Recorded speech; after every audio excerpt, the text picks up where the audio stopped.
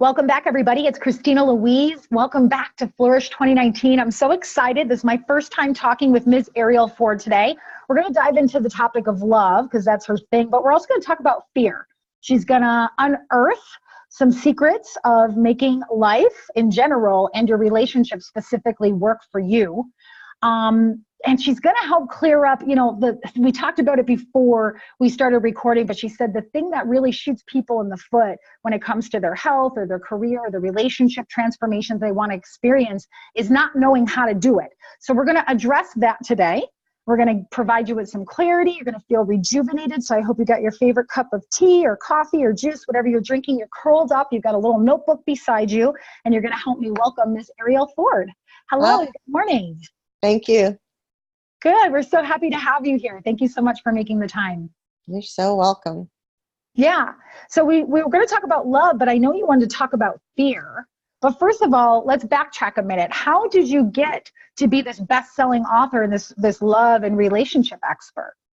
Well, it completely was not predictable, and it was never, ever on my to-do list. It all evolved really rather organically. I spent most of my life working in the publishing industry as both a literary agent and a book publicist. And I woke up one morning at the age of 43 and had this epiphany, which was, oh shit, I forgot to get married.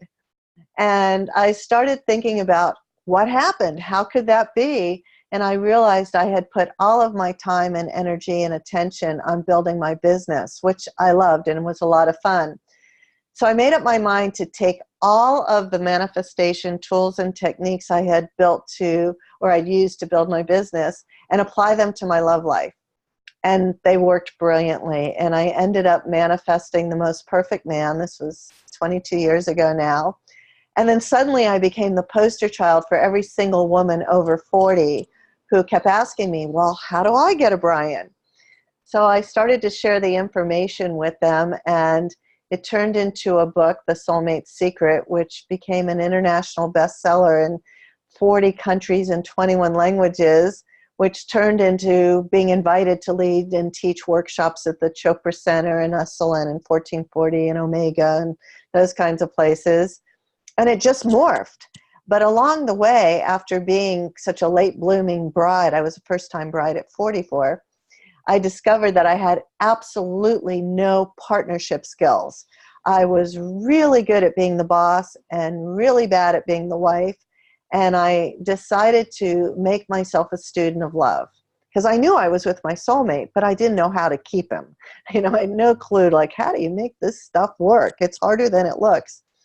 So the last, 15 years of my life have really been reading, teaching, interviewing, seeking out, trying out what it takes to have an amazing, thriving, romantic relationship. And that's how I got here today.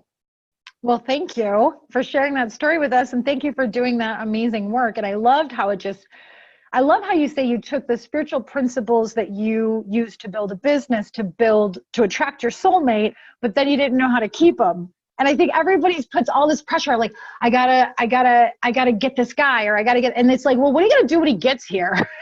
Well, that's the thing. I've now learned that manifesting the soulmate is really the easy part. I mean, I've got a formula and it works no matter what your age is. If you're willing to get out of your own way, it works.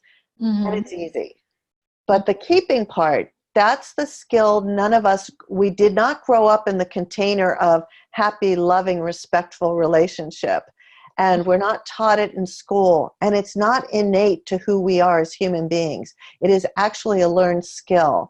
And I just feel so incredibly grateful that not only was I smart enough to get on the path to learn it, but I've been blessed to be able to access the greatest genius experts on the planet. Mm-hmm. So, all right, we only have a short time today, and I know we have a lot to talk about. So help me understand and help the audience understand. You said you have a formula. How do we get the formula? For manifesting love? Yeah, for manifesting love. It's really, it's outlined in extreme detail in my book, The Soulmate Secret, which you can get for $10 on Amazon. So if your love life's worth $10, get the book. But in the short amount of time we have, essentially there's a few steps to it. The first is clarity.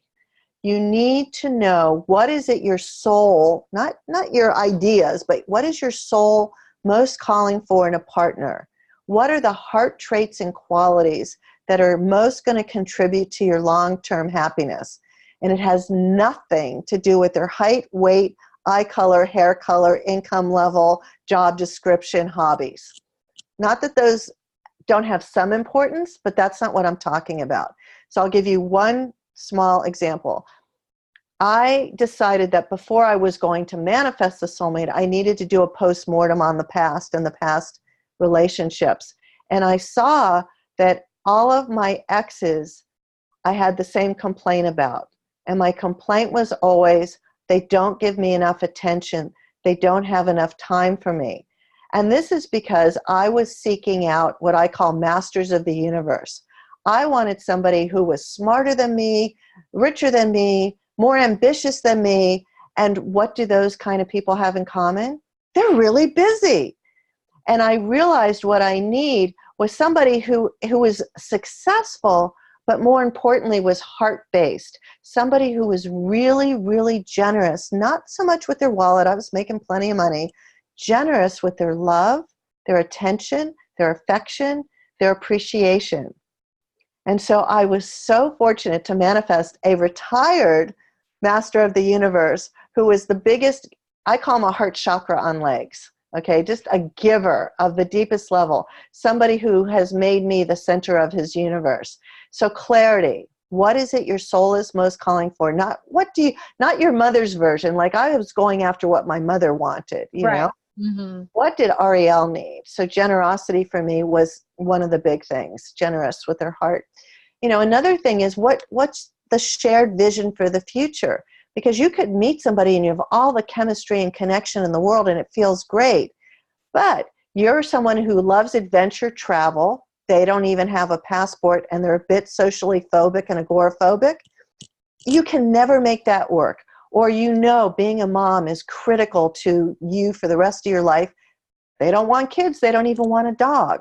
So you need to be able to sort people by someone who has connection, compatibility, willing to learn communication skills, because we're also not born with those. And the single most important factor beyond any of those is having the shared vision for the future. Now, once you get those two things down, then it just becomes being visible. You know, you have to date. And I know most people don't like dating. And there's a whole bunch of people out there who really hate online dating, and they'll swear to you it doesn't work for them. And they're wrong. It didn't work for them because they don't know how to use it. Right now, 40% of all marriages begin online. But what's even more impressive and better than that is that the people who meet and marry online have a less than 10% divorce rate, where the national average for first-time marriages is a 50% divorce rate. It's 62% for second marriages and 71% for third marriages. So I am so glad to talk to you today. You're like blowing the door off of all of these like lies that I've been telling myself about the online world. Keep it coming. There's nothing better than dating online. It's like, do you do Amazon one-click shopping? I do. Right? What is so great about Amazon? Oh, I need L'Oreal rose toner and some makeup wedges and such a book. Boom, hit one click, 2 days later, free shipping. It's there. Now, Amazon cannot deliver your soulmate, but Match.com can, right? And you can be super specific. You know, you could say, hey, I am a 30-something hot mom, loves to dance, hike, and swim in the ocean. I already have kids, hoping to have more, looking for a successful, fun-loving stepdad-to-be. And you want to be that clear because you want to scare away everybody who's not what you're looking for. You know, so there are ways in which to use the tool of the internet to get delivery for what you want. So, you know, without going into all the other woo-woo stuff that I use within it, having clarity, knowing what you want, being willing to ask for it, use all the tools, go online, go to meetups, whatever your favorite hobby is, do more of that. Tell everybody you're open, willing, and available for dates.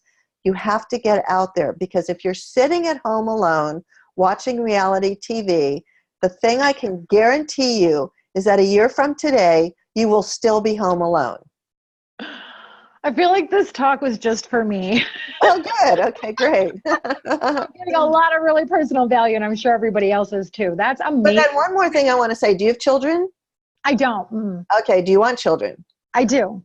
Great. All right. So keep that in mind within the whole thing. Like, start talking on a deep heart level to your coming children and just say, hey, I could really use your help while you're in the spirit world.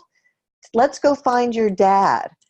Call in your ancestors on the other side. Use every resource available to you to bring in your future husband, father of your children. That's amazing. That's amazing, amazing value. Thank you so much for sharing that with all of us today. That was a lot more than I thought you were going to give away. And you said that we can go deeper. No, that's great, because some people are like, oh, I'm not going to tell you on a talk like this. Arielle's blowing the roof off, giving you guys all this great information that you can start applying in your life right now. And you said if people want to go deeper, then they would get the book for $10 on Amazon, The Soulmate Secret. Right. Right. Okay. So thank you again. So before we were talking about the formula, we were talking about something else. You said how do we keep them once we have them? That's where we were going. Okay. So here's what you need to know. People tend to think that once you're with your soulmate, they are going to automatically keep you happy every day, know exactly what you want, and be willing to give you what you want. And that is just not true. All right. Dr. John Gottman, who runs the Marriage Lab at the University of Washington and is the #1 world's leading marriage researcher and expert, has discovered that every single couple has a minimum of 9 irreconcilable differences. These are things that cannot be changed and cannot be fixed. Things like one's a spender, one's a saver. One's always late, one's on time. One wants it hot, one wants it cold. One wants sex 3 times a day, one wants it twice a month. They're not going to change, and you're not going to change, and that is normal. But we live like something's really wrong. Maybe I have the wrong partner. What needs to happen is that you come up with creative solutions. You work together as a team, and you honor and respect the differences in each other. So if you're the on-time person and you're constantly annoyed and judging the late person, oh, they're just so disrespectful and they don't care about and blah, blah, blah. You have to be willing to say to them, listen, I realize we have a different relationship with time, but when we make a plan together, if you tell me you're meeting me at the restaurant at 7 and you're still not there by 7:20, I'm there in knots because I think maybe you got killed in a car accident. So, and knowing that I'm going to worry like this, could you just send me a text saying, hi, sweetie, I'm looking for parking. I'll be there in 10 minutes, or vice versa. If you're like in my relationship when Brian and I got together. So I grew up in a home where my parents fought about money every single day. We lived with my grandmother who barely survived the Depression. Every conversation, fight was about money. And I'm Jewish on top of it, which made it worse because we're born with the DNA that there's never enough. So I'm a saver. And I end up marrying a spender who grew up in a very affluent home, whose mother taught him to only buy the best of everything, designer everything. And suddenly we now have this shared bank account. And it's not that we don't have the money to afford what he's spending on. We do. It's just the way it's being spent is so contradictory to my values that I'm freaking out. And every time he buys a $70 bottle of wine, I'm in contraction thinking, well, what if all the money goes away tomorrow and then that wine is already gone, all of that. So what I needed to do to make it work was I had to tell him the truth. I never shared with him all the childhood fights and all the issues around money and all the programming that I had to be really vulnerable and transparent that, yes, of course, I own my own home now and I'm very successful and I drive a sports car. The truth is inside, I'm scared to death of being a bag lady. And what would make it comfortable for me is, and we came up with a system. We actually came up with a system. We don't do it anymore, but we did for years, where we had my money, his money, and our money. And I didn't police him, and he didn't police me. But when it came to the shared money, nobody spent more than $500 at a time without permission from the other. And that way I felt safe, And so over the years, he had never shopped a sale in his life. I taught him the pure genius of going to Saks and buying Armani at 70% off, and I had never paid retail in my life. And he bought me my first piece of Armani. So, there are creative solutions. Did he change? Did I change? Not really. But we came up with a way to coexist in love and respect. Mm-hmm. So I love that. So I think what I'm hearing you say, Arielle, is that it's Arielle. I want to make sure I'm saying it right. Arielle. Got to say it like that. Sexier. Okay. So I think what I'm hearing you say, Arielle, is that there are up to 9 irreconcilable differences. No, there's a minimum of 9. Oh, a minimum of 9. Every couple has at least 9. They could have 20, but it doesn't mean you can't be together. Right. So you just come up with, you get clear that it's not all sugar plums and lollipops, and nobody's going to be what your version of perfect. And you start to expect that we're going to have conflicts, and we're going to have differences. We're going to be opposed on how we do things. But by being vulnerable, I think that was the key, is that you really looked within and you were like, okay, I keep freaking out. I need to come clean here and share with my partner where this is coming from, instead of trying to control him or dominate him or manipulate him into changing. Exactly. You got it. Yeah.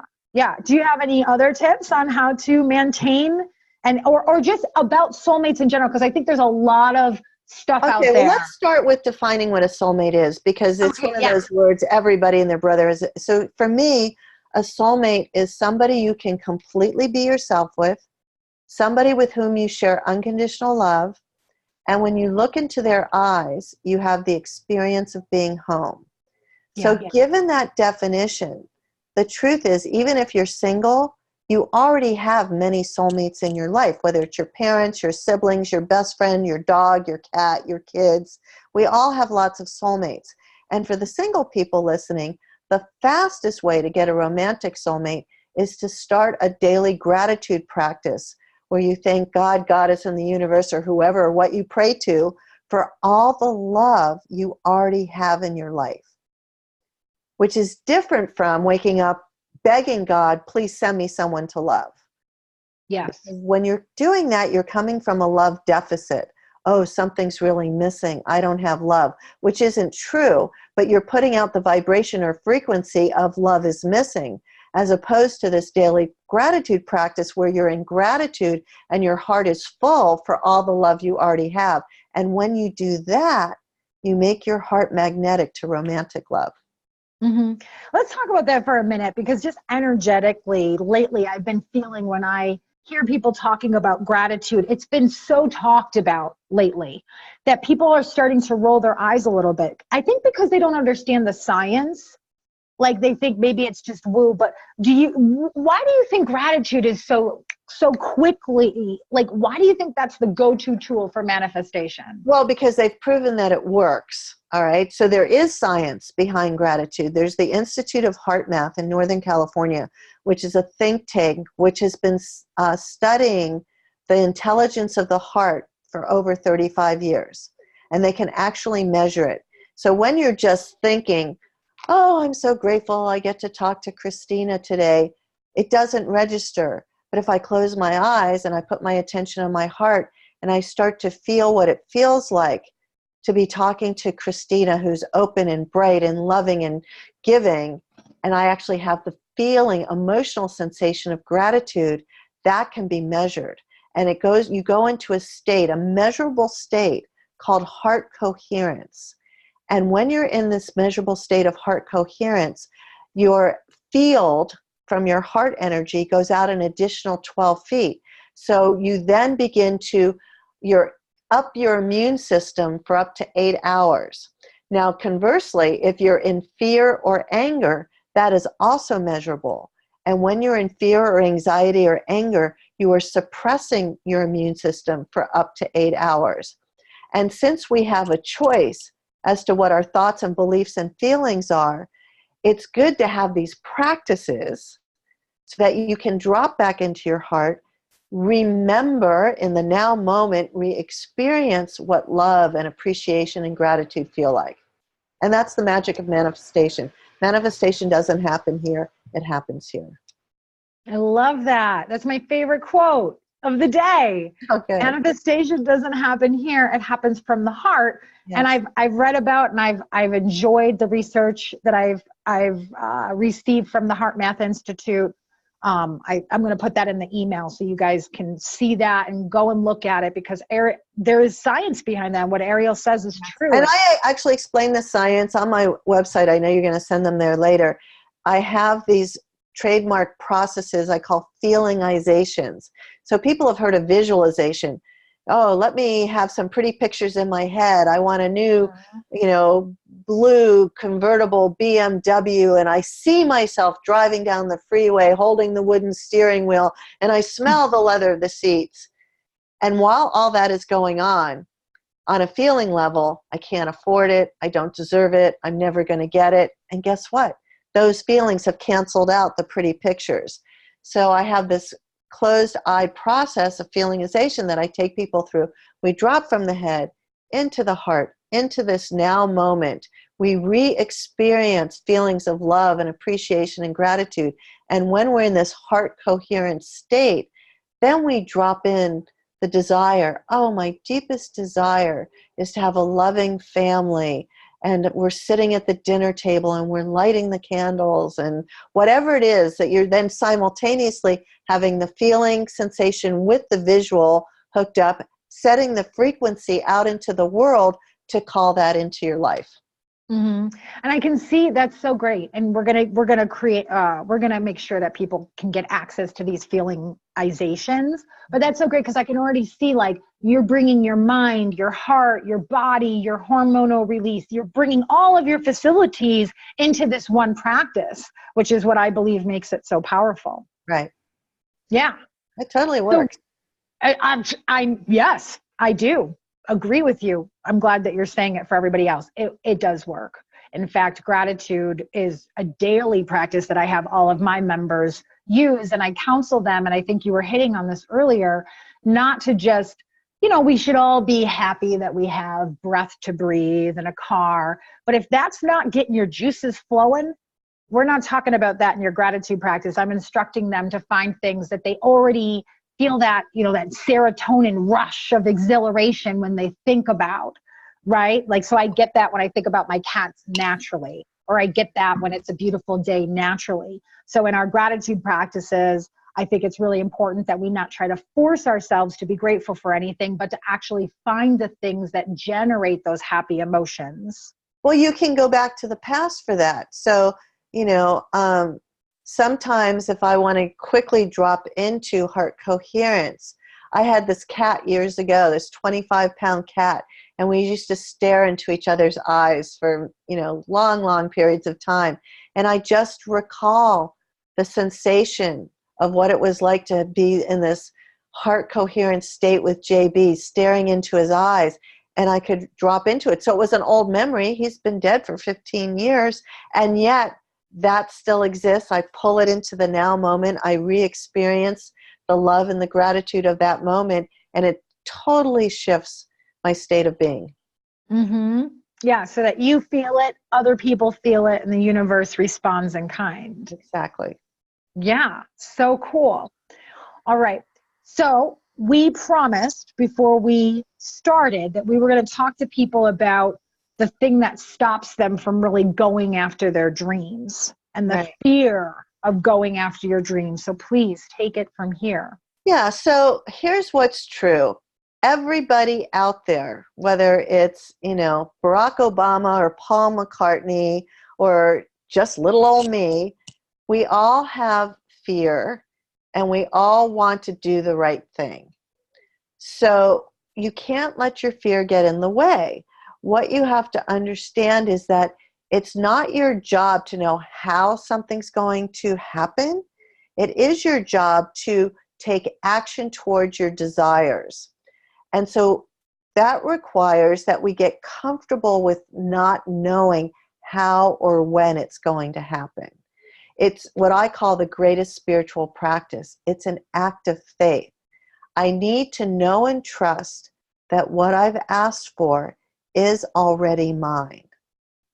And on the unseen plane, in the field, the quantum field, which we all know exists, in the quantum field where we are already connected to everything and everybody, we are already connected to our deepest desires. And Deepak Chopra always says that the way to know that your desire is going to be fulfilled is that your desire is the seed of its own fulfillment. You wouldn't have the desire if the fulfillment wasn't already a potential. And that's kind of heady stuff, and it's easy to lose it every day. So even though I've been practicing what is now commonly called the law of attraction for 30 plus years, I'm still continuously listening to my favorite teachers, reading their books, and even though we all teach the same thing, it's a constant reminder, because there will be days like I still grapple with poverty consciousness. Now it's 90% less intense than it used to be because I have learned, I have a whole spiritual toolkit on ways to mitigate it and change it. And on the days when I get triggered, I either be tapping or doing the Sedona method or doing a heart lock-in or a feeling ization, or on the days when it's really bad, I get out my statement from my investment guy for my retirement account and look at the bottom line. It's like, here is the proof. There's no possible way you're ever going to be homeless. Is the feeling real? Yes. Do I have to live with the feeling? No. Mm-hmm. So according to you, the number one thing that stops people from going after their dreams is they're trying to figure out how to do it. And that's not the job. The job is to harness the desire. Well, have the clarity. What is the desire? What is it that I most desire? And what are the action steps I need to take? And here's where there's a big paradox in the law of attraction. So on the one hand, you need to be in action. And on the other hand, you have to simultaneously be detached and surrendered from the outcome. And they're different things. So I'm going to take 5 steps every day towards being visible to meeting my beloved. And at the same time, I am unattached to how and when it happens. I am surrendered and trusting that on the unseen plane, we're already connected and that what I've asked for is already mine. So it seems like a paradox, but it actually isn't. Mm-hmm. And it's tricky stuff. It is. And that's why we all need support. And I'm so glad that we're breaking the roof off of this idea that we're supposed to be doing everything on our own. Well, yeah, that's the biggest mistake. We are social beings.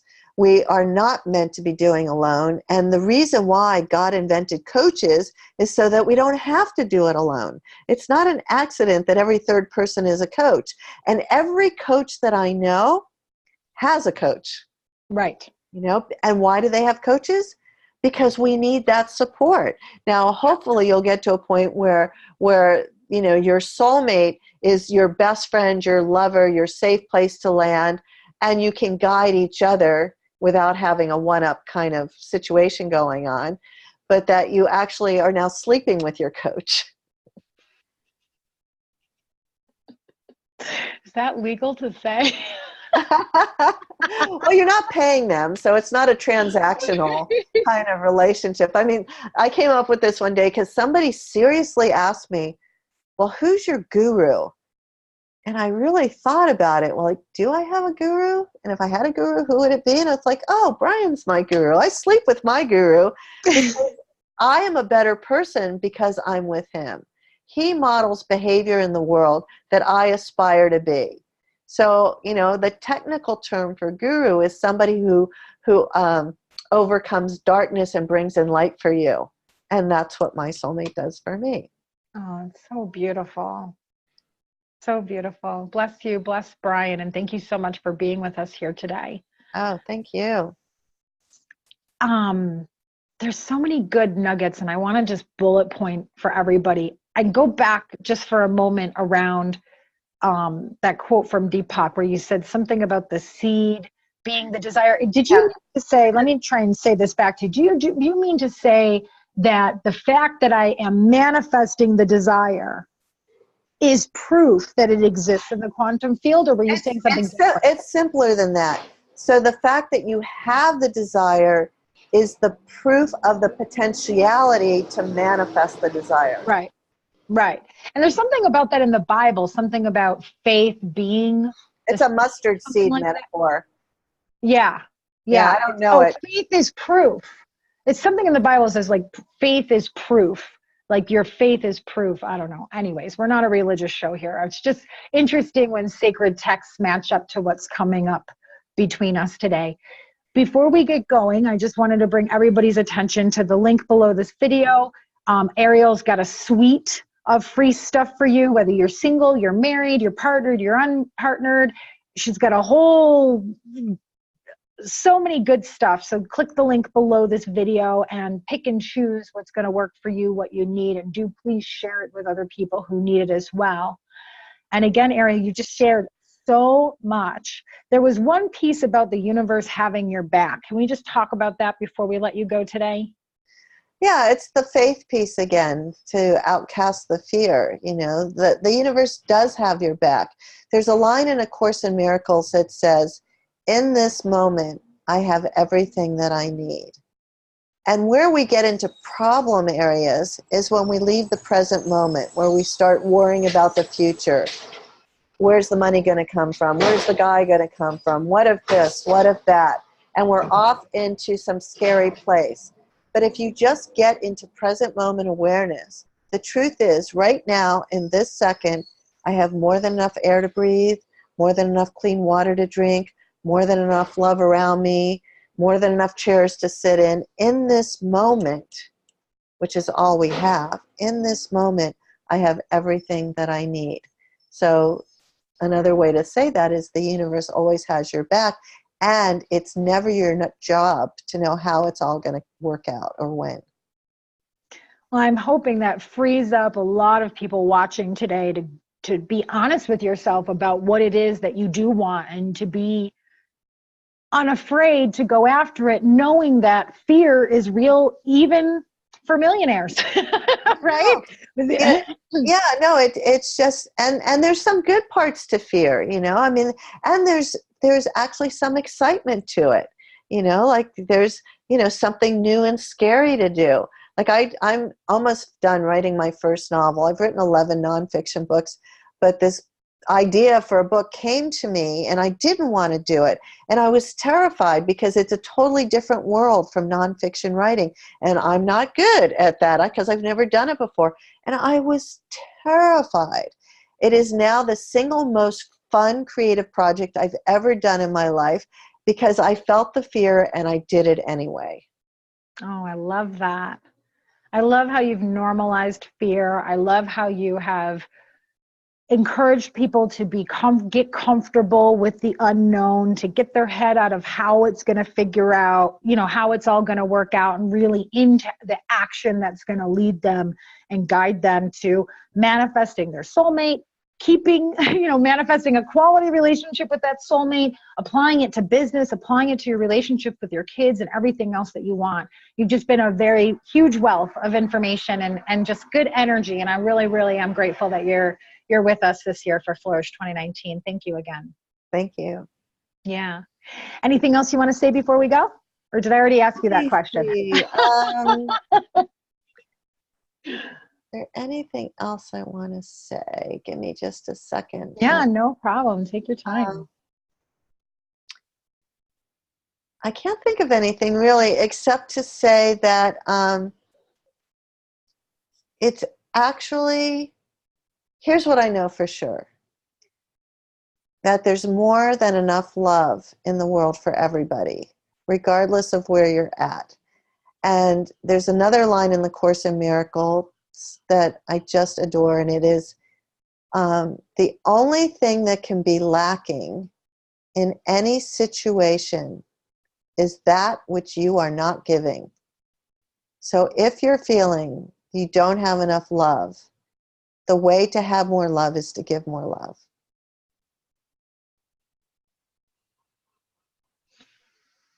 Everybody say it with me. I can receive that. Yes. All right, go ahead and click the link below this video. Have a look around Arielle's amazing site. Get into that free stuff tab. Enjoy, enjoy, enjoy. Share, share, share, and know that you're not alone, that we're here for you. Arielle's here for you. We love you. We know there's more than enough for you to have an amazing life and leave a powerful legacy to your kids. And thanks for sticking with us here in Flourish 2019 and actually putting this stuff into practice by clicking the link below this video, taking advantage of the resources, applying in your life, and then reaching out to us and let us know how it's going, especially in the Facebook group. All right, everybody, God bless you. God bless your family, and I'll see you all tomorrow in your inbox. Bye.